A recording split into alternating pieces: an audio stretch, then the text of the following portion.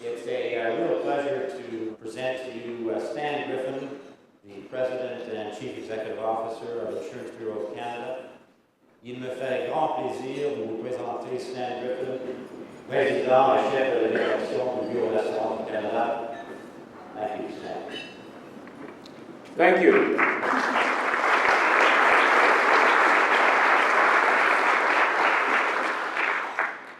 Over the last few weeks, as I was preparing to speak to you today, I had the happy coincidence of watching Al Gore's fine documentary, An Inconvenient Truth, which deals with the daunting problem of climate change. The reason I mention it is not only because I was deeply affected by the message, one that is of great consequence to our industry, but also because I think that Mr. Gore has, in one fell swoop, redefined what one can do with a PowerPoint presentation. I highly recommend this documentary if you've not seen it, and I apologize up front for having neither the oratory skills nor the technology budget to make this presentation as impressive as that one. I call mine Cirque du Stand. Not that today's topic is a lesser topic. No, the fate of the human race does not hang in the balance of my remarks today, but the survival of our industry just might. I'm here to talk about the importance of focusing on our customers.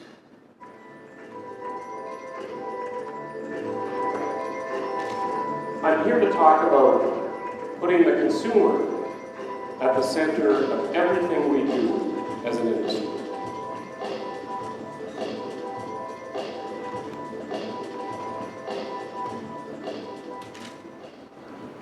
As most of you know, I will soon be retiring from my post as President and CEO of IBC. For me, this is a time of reflection on what I've learned from my time at IBC, what I've helped to accomplish for the industry, and where I see the industry heading. As I look back over my career to when I started in the industry, I cannot help but think that today's consumers are not the same consumers we were serving back in 1975. Have you noticed?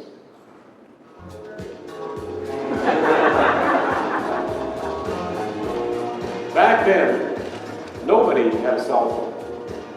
Online banking meant you had to queue up for a teller. And the BlackBerry was a kind of fruit.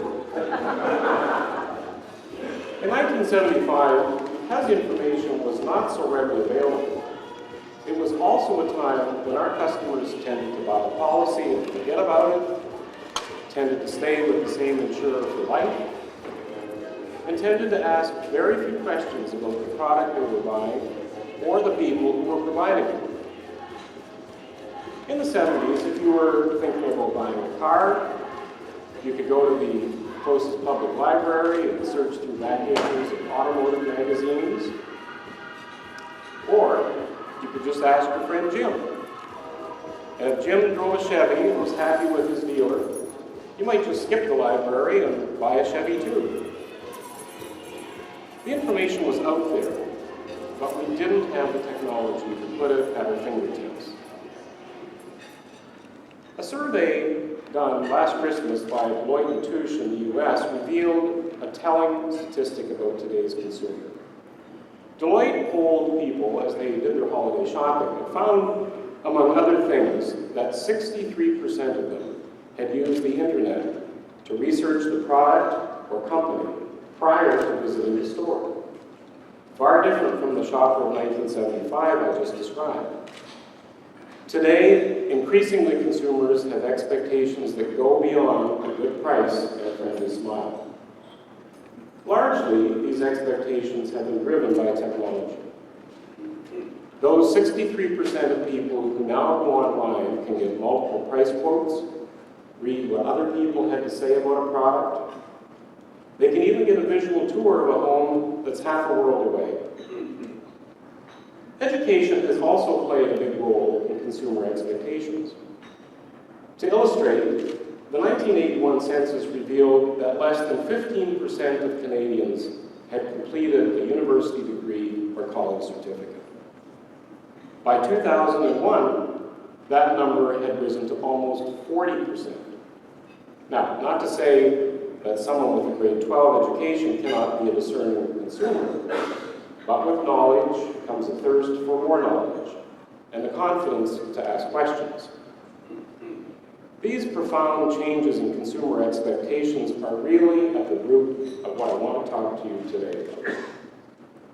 When there was less knowledge and fewer expectations, perhaps we could get away with focusing on ourselves, or our products, or even the bottom line.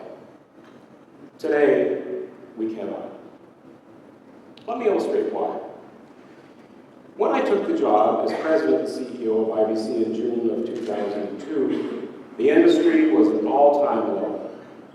Costs were outstripping premium growth. Industry financial results were abysmal. Yet efforts to right the ship by tightening underwriting and raising premiums were attracting negative media attention to our industry. But I took the job anyway. While our financial results began to improve in 2003, the negative attention would get much worse before it got better. There were regional variations, but the story was largely the same, and generally bad through 2003, 2004, and well into 2005.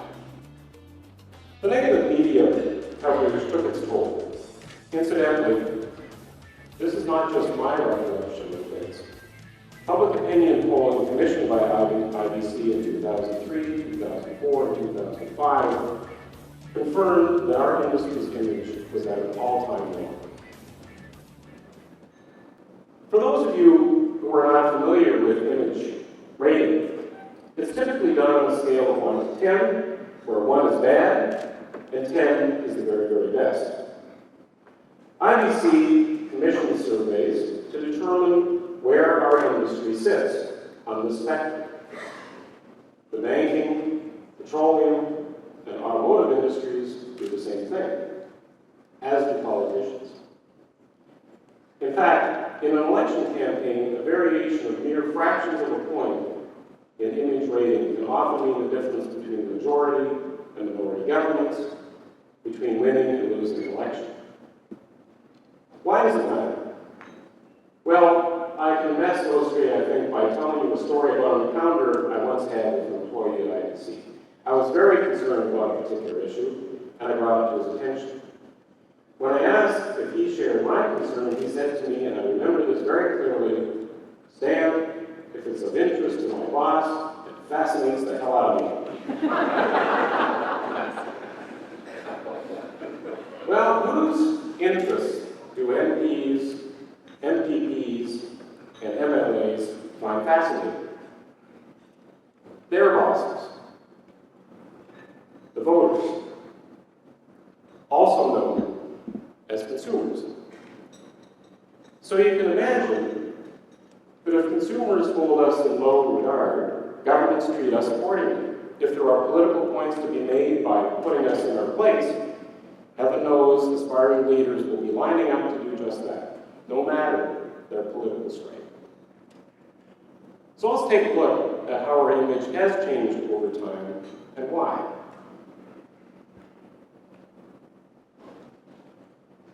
Now, I don't have Al Gore's hydraulic lift to reach it, but you'll notice that one of the peaks for our industry's image was in 1998.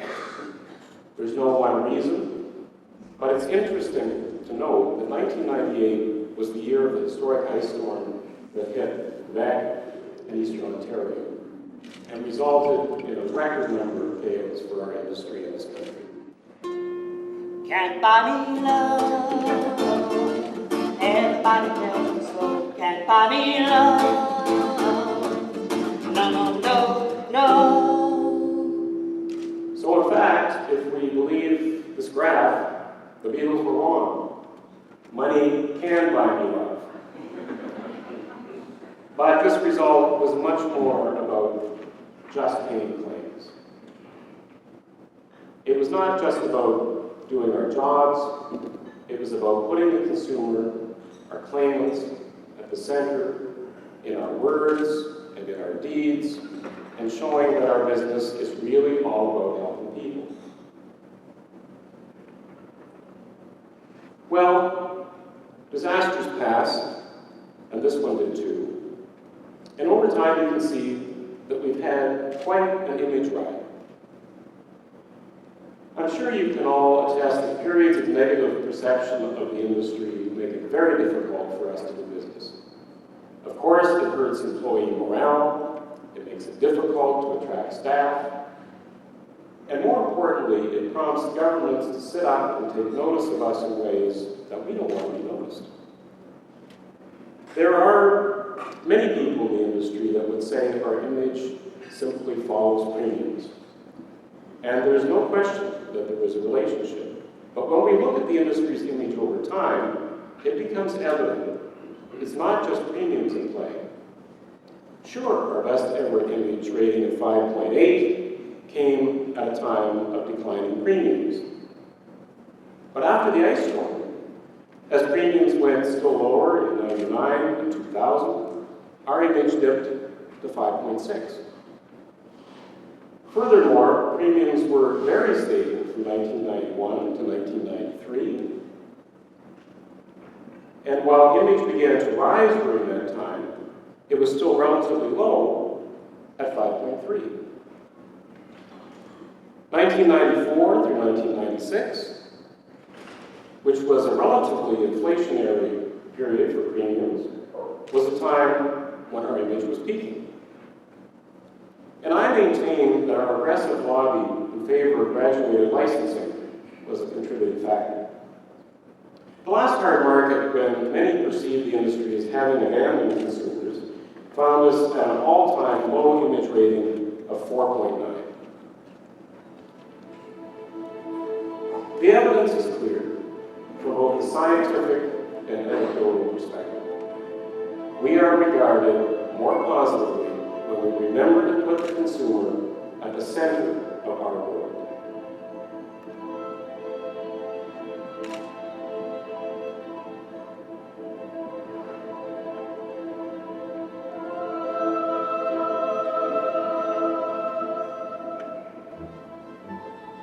When the market softened, the immediate pressure on our image waned somewhat. What we at IBC and many others in the industry realized was that those pressures would return.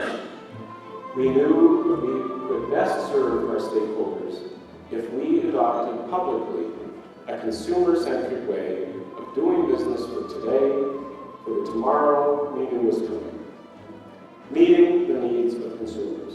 Most of us here know how to do that, but there are still some challenges. As I mentioned earlier, technology and education have raised consumers' expectations, but in many ways, we're also victims of our own innovation.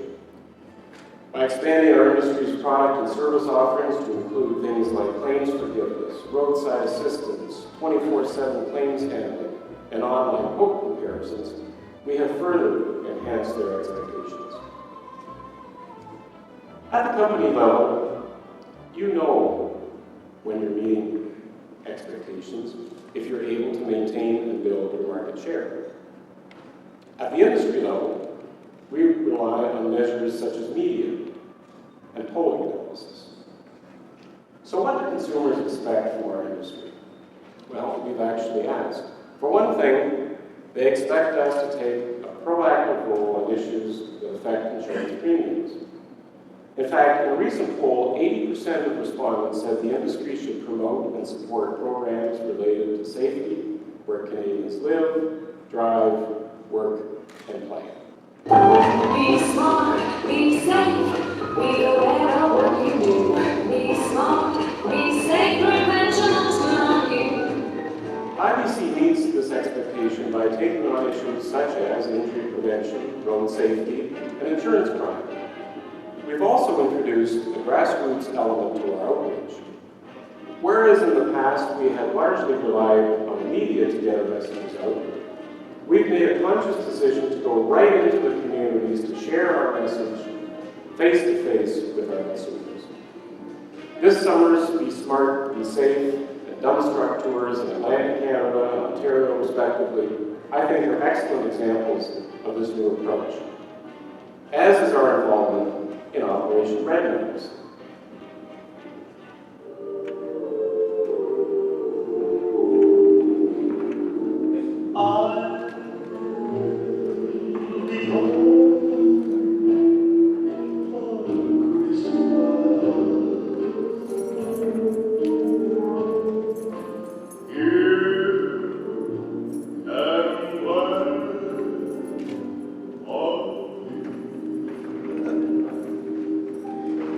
Operation Red Nose, for those of you who don't know about it, is a volunteer-based initiative to prevent drinking and driving at holiday time.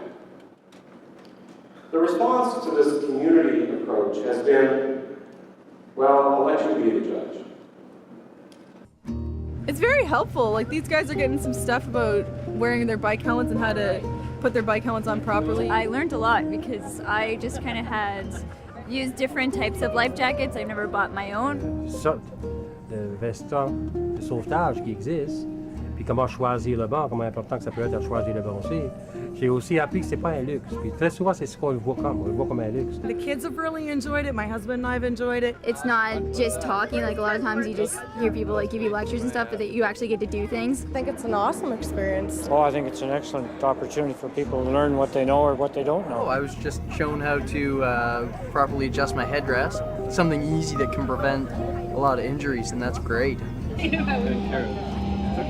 Basically, I think you remember that driving is a full-time job. Je trouve lorsqu'on élimine les distractions, je pense qu'on risque d'avoir moins d'accidents. It's a huge, dangerous thing to be driving a car, and you've got to respect that. Gardez votre attention sur la route.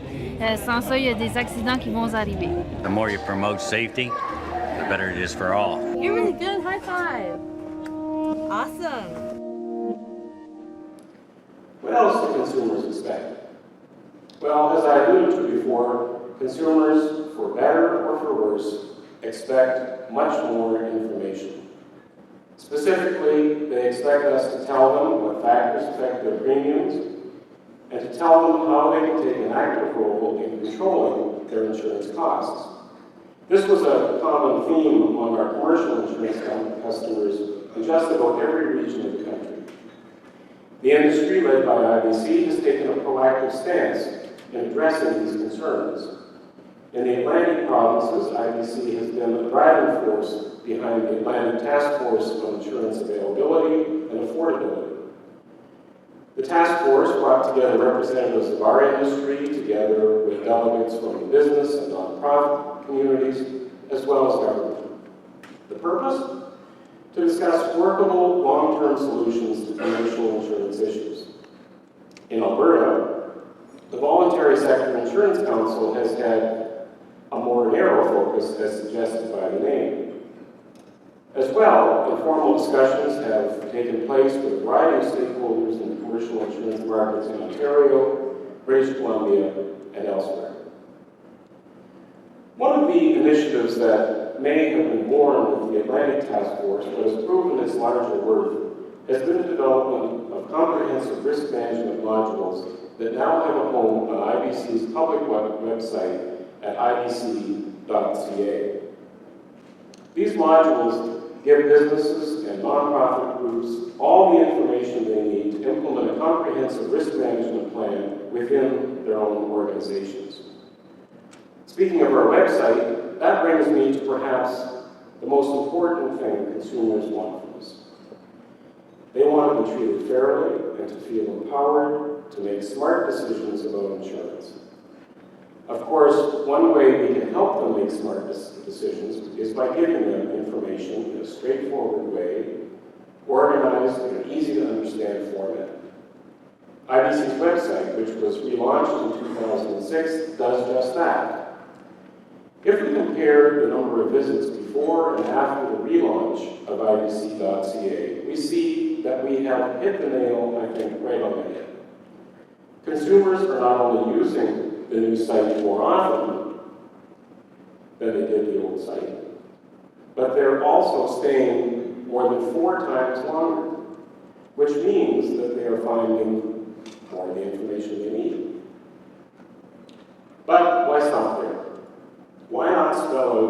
plain terms what consumers can expect from their insurance representatives and what we expect in return. This is exactly what we did when we launched the Code of Consumer Rights and Responsibilities, and we followed up with a more comprehensive document called the Standards of Sound Marketplace Conduct, which further clarifies what can be expected from each and every one of us working in the industry, stressing our accountability to our customers above all else.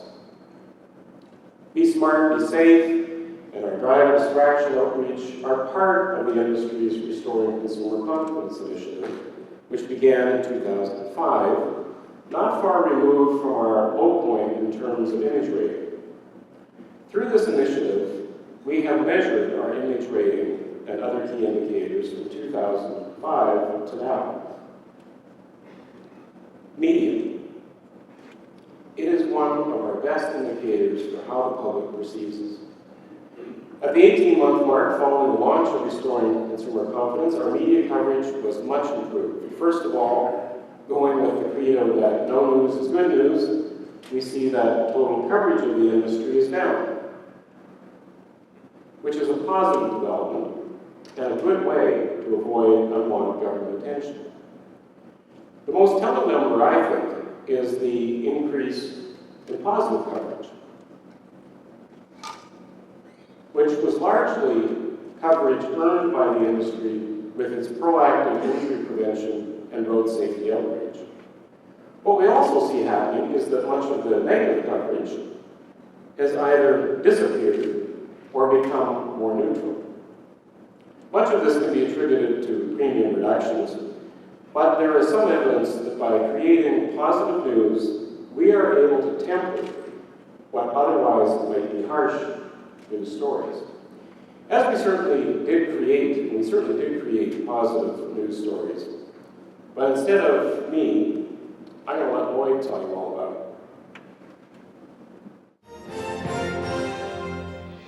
it. CTV News with Lloyd Robertson. Good evening. Here at CTV National News, we prefer to think we have your undivided attention. But we do understand that people sometimes take phone calls while watching TV. It's a distraction, but not actually dangerous. Telephoning while driving, on the other hand, now that's risky. Our top story tonight, how far are you willing to go to ensure your safety behind the wheel? IBC struck a sensitive nerve that was felt across the country. Distracted drivers. A new study this week suggested it's launching a campaign aimed at getting distracted drivers to change their habits behind the wheel. What was one of the more shocking results of this study? Well, I think the most shocking result was the fact that 89% of Canadians said yes, driver distraction is a major road safety problem, but only 60% are willing to give up their cell phone use while they're driving, even though they were told that you're 4 times more likely to be involved in a collision while talking on a cell phone. I think public education is what ultimately changes behavior, doesn't it? I mean, laws can take things a certain way, but ultimately if people don't really believe that they're part of the problem, they're unlikely to change their own behavior. One more thing. Favorable media coverage like this doesn't just get noticed by consumers. It also gets noticed by the folks who I told you earlier are fascinated by what consumers think. Our outreach has translated into positive feedback from political decision makers in every part of the country.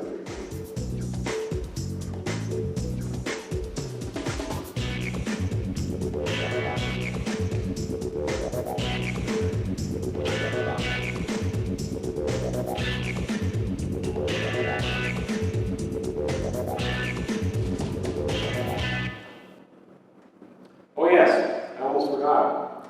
What about our image? How is it fair? Well, our goal for restoring consumer confidence was to get back to that highest rating of 5.8, which we reached during the ice storm, and we're almost there.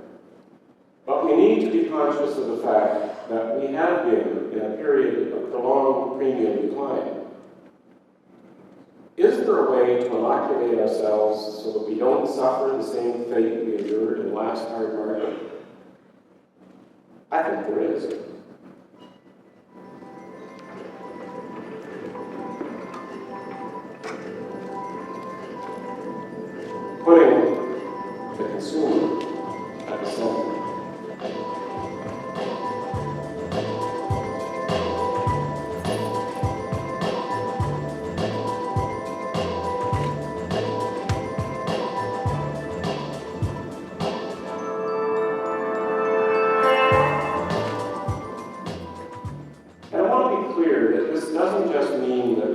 expect more from us.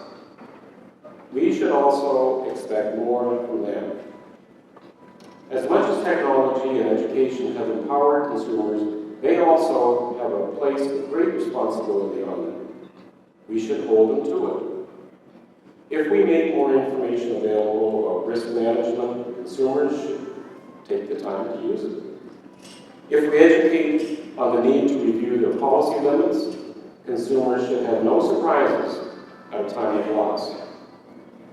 If we make a commitment to help the nonprofit sector control its insurance costs, then government must change our world of frivolous lawsuits. And if we demonstrate a genuine commitment to meet the needs of customers, we should not have to apologize for serving our shareholders in a competitive marketplace. The next phase of the Restoring Consumer Confidence will be to build on the goodwill generated over the past 2 years. We will add new elements that consumers tell us are important to them. We are making them important to us. One of these is a consumer education campaign that will improve the public's understanding of our industry, our product, and for that matter, our value in communities where our consumers live, work, and play. We're doing a lot of great things, but we cannot look at this as a quick fix. Many of you may recall, those of you who saw Nicc Truth, that Al Gore challenged individuals to keep their eyes on the prize of a better world through individual effort. And my message today about our sometimes inconvenient truth has been much the same. Know that our insurance world can be even better if we are unrelenting in our focus on the consumer. Believe that having the consumer at the center of our world is the best possible outcome for all those who are committed to our industry and who benefit from the presence of our industry in communities across this country. I believe it, and I'll be watching with great optimism as our industry affirms its commitment to Canada's insurance consumers.